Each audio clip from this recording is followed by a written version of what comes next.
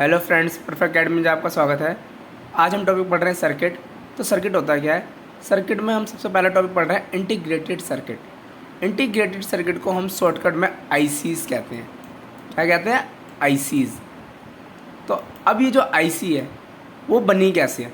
तो जो आईसीज बनी होती है ये million of thousands transistors, diode और रेजिस्टर से मिलके बनी होती हैं, इसलिए इसको आईसीज कहते हैं। इसे हम सेमी कंडक्टर भी कहते हैं। आज के समय में आपने सुना होगा माइक्रो प्रोसेसर के बारे में। तो जो माइक्रो प्रोसेसर होता है वही हमारी आईसी होती है। तो अब इसका काम क्या होता है? जो हमारा आईसी है इसका काम क्या है? सबसे पहला काम हमारा ये है कि ये हमारे माउस को मूव करने में मदद करता है, और कीज़ जब हम प्रेस करते हैं तो उसको भी ट्रैक करता है, और ये बहुत सारे प्रोग्राम्स को रन करते हैं। जैसे गेम खेलते हैं तो गेम खेलने के लिए हमको ये चेक करना होता है किस तरह का प्रोसेसर है। ठीक है। अब आईसी की बात की जाए तो सबसे पहले आईसी जो आई थी वो स्मॉल स्केल इंटीग्रेशन आई थी, जिसका नाम है एसएसआई। ठीक है। अब ये क्या था? इसमें 10 डिवाइस कंट्रोल करने की सिस्टम थी कि 10 चिप को एक साथ इंस्टॉल किया गया था। लेकिन उसके बाद आई एमएसआई जो कि मीडियम स्केल इंटीग्रेटेड। इसके अंदर 100 डिवाइस के लायक चिप इसमें इंस्टॉल की गई। अब जो हमारी आईसीज हैं ये पाई किस में जाती हैं? देखो, कार्ड्स हो गई, टेलीविज़न सेट्स हो गया, सीडी प्लेयर हो गया, और जो हमारा सेलुलर फ़ोन हो गया, नॉर्मल फ़ोन से, उन सब में आईसी पाई जाती है। अगला टॉपिक है इलेक्ट्रॉनिक सर्किट।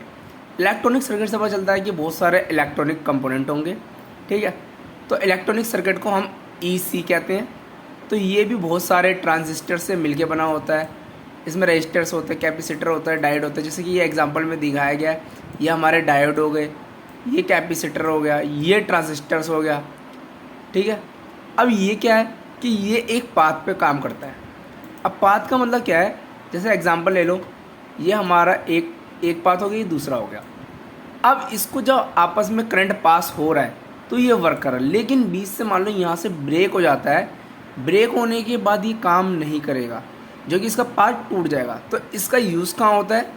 कंट्रोल करता है वॉल्यूम को टेलीविज़न और रेडियो में। अब मान लो टेलीविज़न और रेडियो में सिग्नल जनरेट ना हो, जो कि लाइट पास ना हो, तो ये वर्क नहीं करेगा।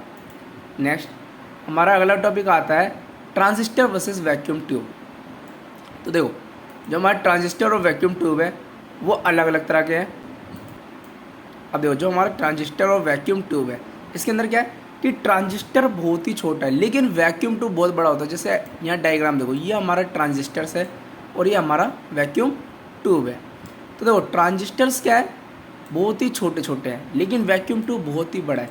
जो हमारा सबसे पहला कंप्यूटर आया था ENIAC, जिसे आइसेनिक कहते हैं। ठीक है। अब इसको कंट्रोल करने की जो इलेक्ट्रिसिटी है वो 200 किलोवाट की इलेक्ट्रिकल पावर की जरूरत थी, जिसके अंदर 18,000 वैक्यूम ट्यूब को जोड़ा गया था। लेकिन ये बहुत ही धीरे चलता था और बहुत ही बड़ा होता था कंप्यूटर। उसके लिए उसकी जगह पे हमने रिप्लेस किया ट्रांजिस्टर्स को। तो रिप्लेस करने से क्या हुआ कि ये साइज़ में बहुत ही छोटा हो गया और थोड़ा फास्ट हुआ।